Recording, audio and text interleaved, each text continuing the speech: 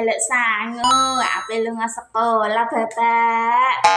Ya nek sekolah nalunga ati-ati. Sekolah sing pinter.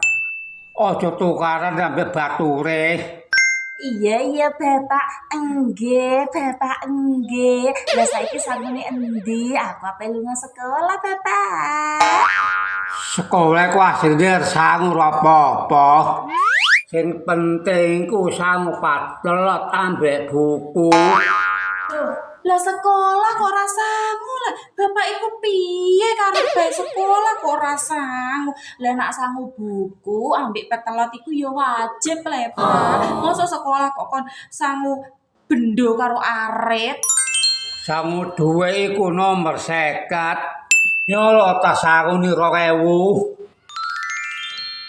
Sangu kok 2000 le Bapak.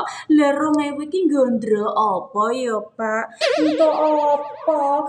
Es kecot wae 1000, pentol 2000, mama mboi kei 5000 ta 4000 ngono lho Pak kok. Lah 2000 iku nderantuk es ambek piyak-piyak lho. Ya iki lho nggo sangu bayu nggo ngombe. Lah sangu 2000 nggo tuku silong. Mama, lah sangu banyu kok sak gendel aku kaya ngirim wong mlaker lah Pak. Bapak, ya wis sangu 2000 lah ngono kok.